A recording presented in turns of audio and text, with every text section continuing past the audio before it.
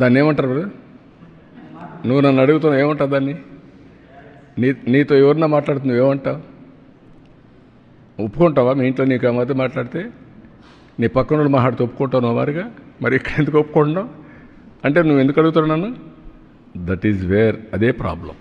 మీకు అక్కడే చెప్పాలా మీకు ధైర్యం ఉంటే. ఏమయ్యా నీకు ఎమ్మెల్యేగా ఓటేశారు, ఎంపీగా ఓటేస్తే ఎంపీగా ఉంటాడు తప్ప ప్రతిపక్ష స్థానానికి వేయకపోతే నాకు ప్రతిపక్ష స్థానం ఇవ్వాలి, పీఎంతో సమానంగా ఇవ్వాలంటే ఎందుకు ఇస్తారండి? ఎందుకు ఇవ్వాలంటున్నా? ఎవరిస్తారు?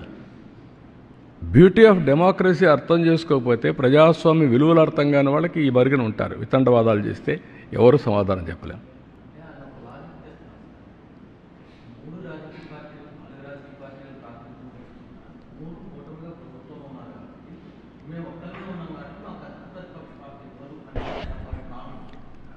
నీ భావన ఆయన భావన కాదు కావాల్సింది, ప్రజల భావన, ప్రజాస్వామ్య విలువలు, ప్రజల భావన.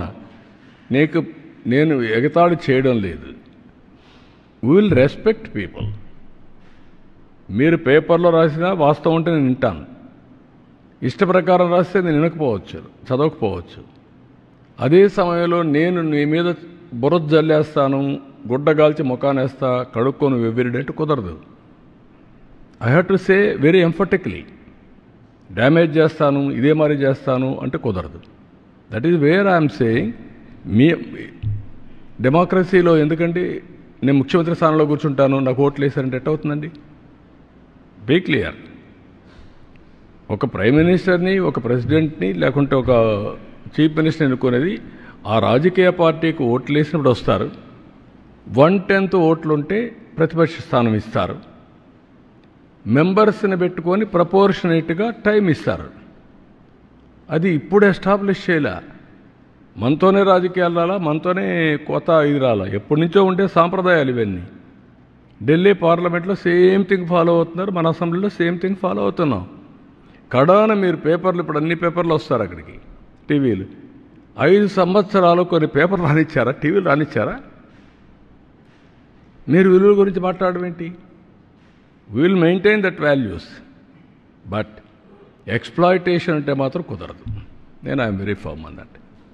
I'm very clear. మీకు అందరూ కూడా గుర్తుపెట్టుకోవాల్సింది, మనమందరం విలువలు పాటిస్తూ వేరే వాళ్ళకు విలువలు చెప్తే ప్రజలు అప్రిషియేట్ చేస్తారు. మనకు విలువలు లేకుండా వేరే వాళ్ళకి విలువలు చెప్తున్న విలువల కోసం డిమాండ్ చేయడం కూడా తప్పే. అదే జరుగుతుంది ఇప్పుడు ఈ రాష్ట్రాల్లో. నేను అందుకే ఆ మాట చెప్పాక వాళ్ళు పడుతున్నారు కాబట్టి నాకు ఎందుకని నేను చెప్పలా. కాదు, అలాంటి వాళ్ళు విలువలు మాట్లాడడం ఎందుకంటున్నా. ఓకే అమ్మా, థ్యాంక్ యూ.